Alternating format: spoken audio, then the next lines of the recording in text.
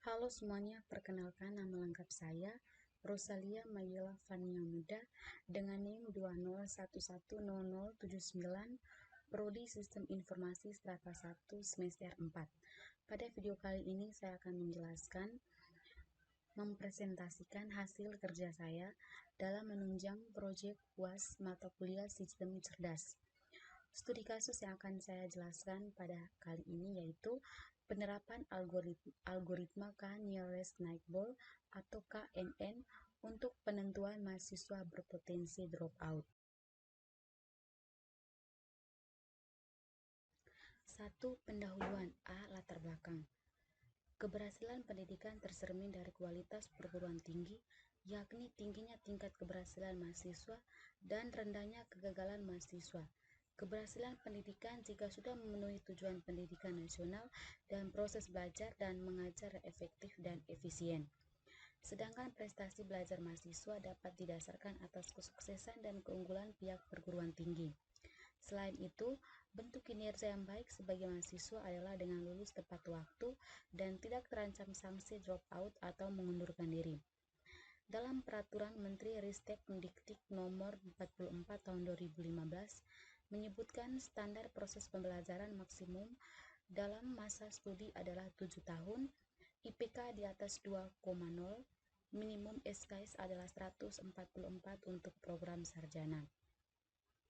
Dropout adalah suatu keadaan di mana mahasiswa dikeluarkan dari perguruan tinggi karena beberapa faktor, salah satunya karena status perkuliahannya tidak aktif melebihi 5 semester untuk mahasiswa S1. Tingginya tingkat keberhasilan dan rendahnya kegagalan mahasiswa dapat mencerminkan kualitas pendidikan di perguruan tinggi. Tingginya tingkat dropout mahasiswa dapat mempengaruhi nilai akreditas perguruan tinggi sehingga akan mempengaruhi tingkat kepercayaan masyarakat. Data mahasiswa dropout menjadi suatu hal yang sangat penting untuk diteliti dan dianalisa sehingga dapat diketahui bagaimana karakteristik mahasiswa yang berpotensi dropout sedini mungkin. Dengan menerapkan teknik klasifikasi dalam data mining, dapat digali suatu informasi strategis yang dapat digunakan untuk menentukan mahasiswa berpotensi dropout.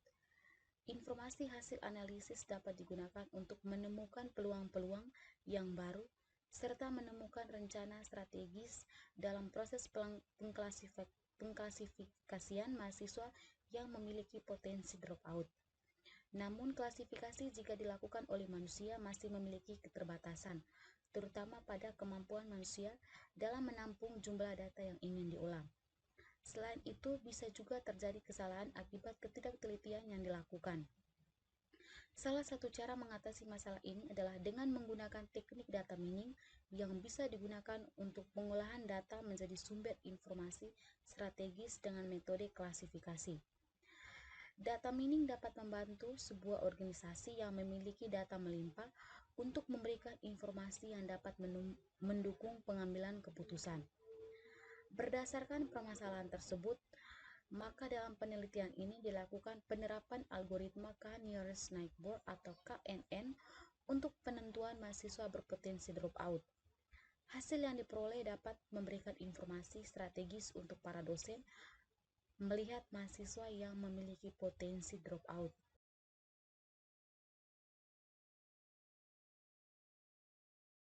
B. Tujuan. Tujuan dari penerapan algoritma ini yaitu dapat mendukung keputusan untuk menentukan mahasiswa yang berpotensi dropout. 2. Landasan teori. Adapun landasan teori yang diterapkan pada penelitian ini adalah sebagai berikut. A. Analisis masalah dan studi literatur. Tahap ini adalah langkah awal untuk menentukan rumusan masalah dari penelitian. Dalam hal ini mengamati permasalahan yang berhubungan dengan klasifikasi mahasiswa berpotensi dropout.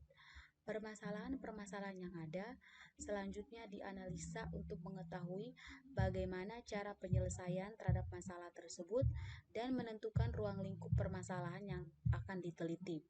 Mempelajari dasar teori dari berbagai literatur mengenai penerapan K-Near-Snakeboard atau KNN dan konsep melalui jurnal-jurnal dan agar mendapatkan dasar pengetahuan untuk melakukan penelitian selanjutnya. B. Pengumpulan data. Prosedur sistematik yang digunakan untuk mengumpulkan data yaitu dengan mengajukan pertanyaan-pertanyaan kepada responden. Hasil kuesioner yang didapat akan digunakan untuk bahan penganalisian data terhadap metode KNN. Setelah data dikumpulkan, dilakukan analisa data untuk menyesuaikan proses data yang akan diolah pada KNN. Berikut metode penerapan KNN yang digunakan. Algoritma KNN merupakan metode klasifikasi yang mengelompokkan data baru berdasarkan jarak data baru itu ke dalam beberapa data tetangga terdekat. Teknik KNN dengan melakukan langkah-langkah yaitu input data training, label data training, data testing. Proses yang dilakukan dalam KNN untuk mendapatkan kelas kategori adalah dengan menghitung kemiripan antara data baru dengan tiap-tiap data yang sebelumnya telah dikategorikan. Dengan kata lain, algoritma ini bekerja berdasarkan dari data baru terhadap data yang sudah ada atau data latih. Proses atau tahapan dari perhitungan algoritma KNN adalah melakukan proses normalisasi dan menentukan insulin distance dan memasukkan nilai K guna memperoleh hasil terdekat dari nilai itu sendiri. Adapun langkah-langkah dari perhitungan fungsi KNN adalah sebagai berikut. Yang pertama, perhitungan normalisasi. Rumus dari normalisasi sendiri adalah normalisasi sama dengan data X kurang data min per data max kurang data min, di mana data X adalah baris pertama dari satu atribut data latih, kemudian data min adalah nilai terkecil dari seluruh data pada atribut X, berlaku juga untuk data max untuk mencari nilai terbesar dari semua atribut data X. Yang kedua, Euclidean distance atau jarak. Rumus dari jarak sendiri adalah akar kuadrat dari sigma i dalam kurung xi kurang yi tutup kurung di pangkat 2. Xi adalah data yang atributnya sudah dinormalisasi dan Y adalah data uji selain data latih. 3. Pembahasan. Pada pembahasan ini yang akan kita bahas adalah A. Perhitungan flowchart KNN.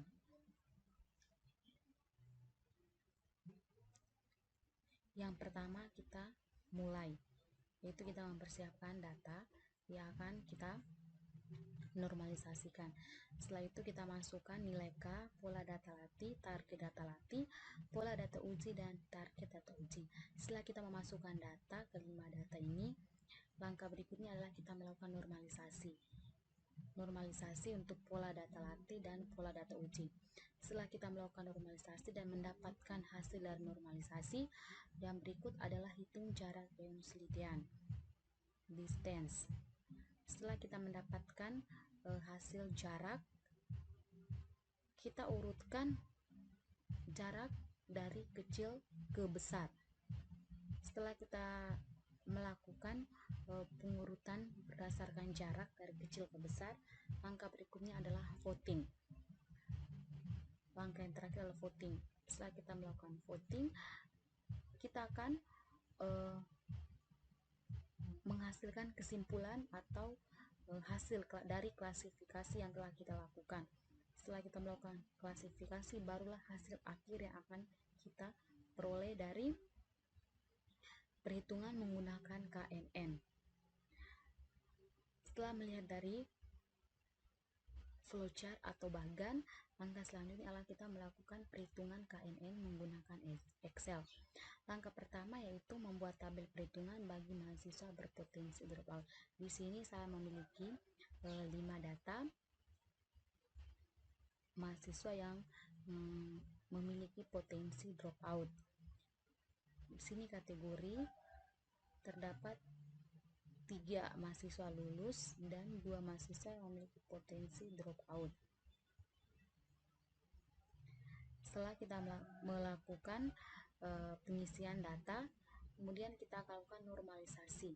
normalisasi dari jumlah mata kuliah dan jumlah SKS.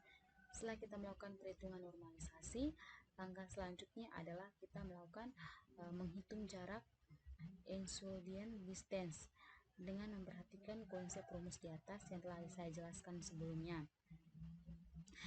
Jadi sebelum kita melakukan perhitungan, kita sudah mempunyai data uji baru untuk diklasifikasikan jarak insulinnya. Data uji bisa diperoleh dari data baru yang belum diketahui hasil kelasnya atau kategorinya, yang artinya bahwa mahasiswa tersebut dia memiliki potensi dalam kategori lulus atau tidak lulus. Kemudian ya, ini adalah hasil dari perhitungan insulins dengan data baru yang telah kita buat, data uji baru yang telah kita buat. Nah, setelah mendapatkan hasil perhitungan insulin distance atau jarak, langkah selanjutnya adalah kita menghitung nilai K atau ranking terdekat. Tahapan ini untuk menentukan atau pemilihan nilai distance terkecil yang masuk peringkat sejumlah nilai K. Untuk menentukan atribut kategorinya, maka kita hanya memvoting dari semua nilai K yang telah ditentukan. Ini adalah tabel hasil perhitungan nilai K atau nilai tetangga terdekat. Baik, setelah kita melihat hasil dari 4 tahap, maka saya akan mengambil kesimpulannya sebagai berikut. Dari 4 tahap perhitungan KNN yang menggunakan Excel, maka selesai sudah proses perhitungannya. Untuk menentukan hasil akhirnya adalah melakukan voting atribut kelas mana yang paling banyak muncul. Tabel hasil perhitungan di atas yang menggunakan rumus Excel menunjukkan bahwa atribut kelas nomor 1 atau tidak lulus yang paling banyak muncul. Dengan begitu, maka dapat disimpulkan bahwa suatu data baru dengan nilai jumlah MK sama dengan 1, jumlah SKS sama dengan 1, maka hasilnya adalah tidak lulus.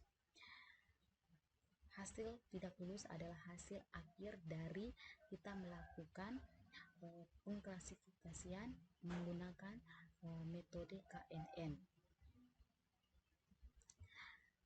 Langkah berikutnya adalah kita melakukan perhitungan KNN menggunakan aplikasi MATLAB. Oke, baik, inilah hasil perhitungan dari MATLAB. Di sini terdapat 3 mahasiswa yang memiliki potensi dropout dan 3 mahasiswa mendapatkan nilai lulus atau tidak memiliki potensi dropout. Oke, baik teman-teman, sekian hasil presentasi dari saya tentang penerapan algoritma KNN untuk penentuan mahasiswa berpotensi dropout. Sekian dan terima kasih.